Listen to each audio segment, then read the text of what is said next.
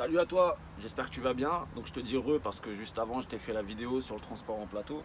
Donc là je vais te faire le transport en porte-char. Donc porte-char, si tu sais pas ce que c'est, tu regardes la photo. Donc transport en porte-char, qu'est-ce que c'est? Bon déjà c'est un, comme tu as pu remarquer, le plateau il n'est pas complètement plat en fait. Il est surbaissé à l'arrière et en fait ça se termine en col de cygne sur le tracteur. On appelle ça en fait la forme que tu vois au bout là, qui vient là où tu vas accrocher, c'est ce qu'on appelle le col de cygne. C'est ce qui permet justement d'avoir ce décroché pour avoir un plateau plus bas. Pourquoi plus bas? Parce que justement en porte-char, comme tu le vois, il y a les rampes qui vont te permettre de charger des gros engins. Ça peut être des Fenwick, ça peut être des tracteurs agricoles, ça peut être des moissonneuses batteuses, ça peut être toutes sortes de choses. Donc ça permet de gagner en hauteur, parce que comme tu n'étais pas sans le savoir, en France, la moyenne des ponts, surtout sur autoroute, ça va être dans les 4,60 m, 70 à peu près. Et sur les autres routes, voilà, ça va être dans les 4 m, 4,10 m, voire 4,30 m. Donc voilà pourquoi le col de cygne. Et puis ça permet aussi de pouvoir monter des engins qui sont assez surbaissés. Donc ouais, donc je te disais, ça permet de pouvoir charger des véhicules qui sont assez bas. Parce que si le plateau est haut, pour mettre les rampes, ça ferait une longueur de rampe impressionnante.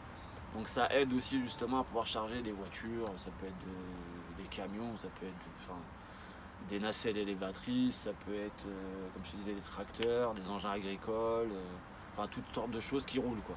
Toutes sortes d'engins qui roulent. Donc après, j'en ai fait un petit peu. Moi perso, j'aimais bien, parce que tu charges toutes sortes de véhicules. Et en général, c'est rare que tu attendes. T'attends pas, ça fait partie des avantages du porte-char. C'est que tu n'attends pas parce que tu arrives, tu n'as pas besoin qu'on te mette un quai à disposition, une grue, etc. Quoique ça peut arriver que tu charges une pièce en porte-char, hein, après ça dépend du boulot. Mais en général, quand c'est des véhicules roulants, en général, tu as les clés. Tu arrives sur le lieu de chargement ou de déchargement, le gars il te donne les clés, tu charges, ou alors tu arrives pour livrer, tu démarres l'engin, tu demandes au gars où tu lui laisses, et puis voilà, je veux dire, il n'y a pas de... Il te signe ton bon et puis tu t'en vas, quoi. Donc ça, c'est super.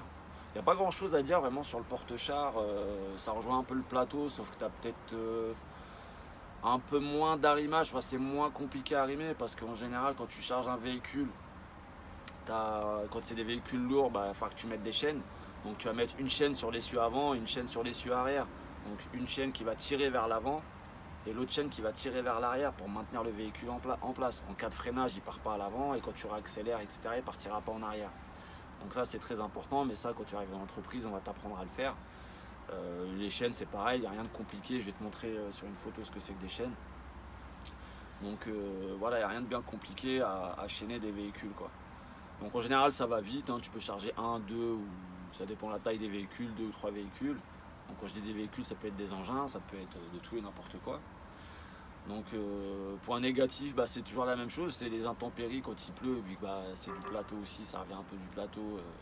Tu vas être un peu mouillé, mais un peu moins parce que si après quand tu vas connaître, tu vas aller vite en fait. Donc tu vas mettre tes deux chaînes sur l'engin, bam bam, et puis ça va être vite fait. Donc voilà. Point positif aussi, tu roules essentiellement de journée. Tu roules pas les jours fériés parce qu'à part le frigo et certains citernes alimentaires ou certaines dérogations, voilà, comme je t'ai dit d'habitude, je ne vais pas te réexpliquer ça encore 20 000 fois. Tu roules les 2 jours et voilà, t'as pas à travailler les dimanches ou les jours fériés, quoi. J'avais oublié de te dire aussi tout ce qui est transport plateau et même le porte-char. Donc forcément, comme tu n'as pas une semi genre bâchée ou frigo, la hauteur elle est jamais déterminée, donc c'est jamais la même hauteur que tu auras.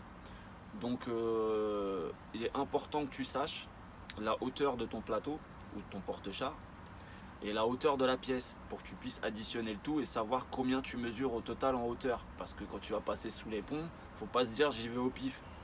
Donc très important ça, hein. Avant de charger, surtout de bien demander quelle hauteur fait ta pièce.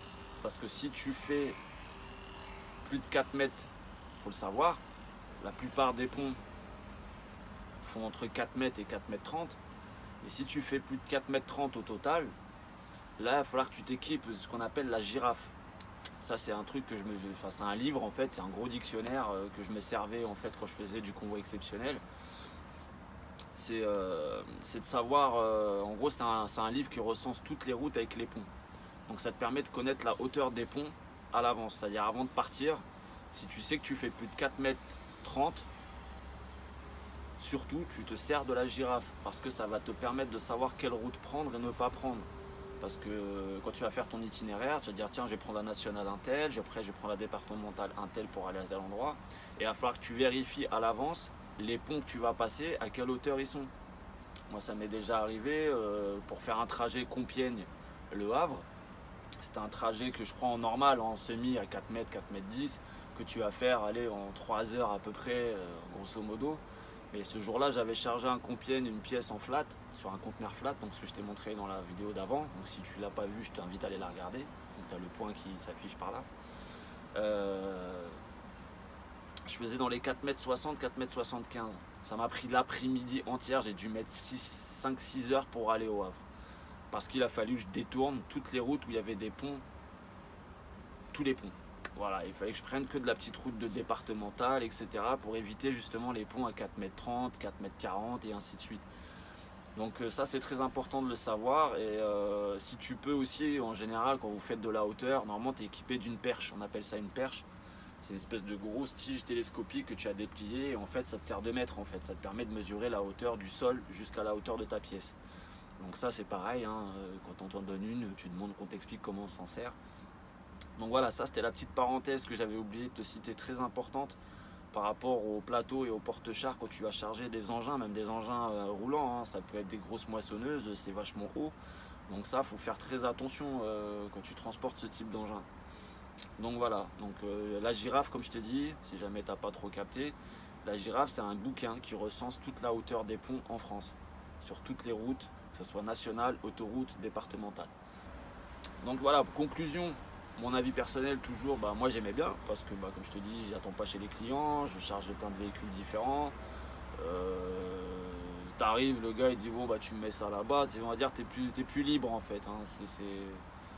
C'est vachement plus cool l'ambiance en porte-char, enfin moi c'est mon ressenti, en tout cas avec le boulot que nous on avait dans l'entreprise où j'étais, c'était cool, honnêtement c'était sympa, Donc voilà, cette vidéo elle va être très courte parce qu'il n'y a pas grand chose à dire sur le porte-char, hein. Je te dis, c'est du transport de véhicules, d'engins, tu peux avoir des fois de la machinerie ou de la pièce, etc., un peu comme le plateau normal. Mais voilà, donc je te dis bon courage si jamais tu veux tester. Allez, salut. Yeah, yeah.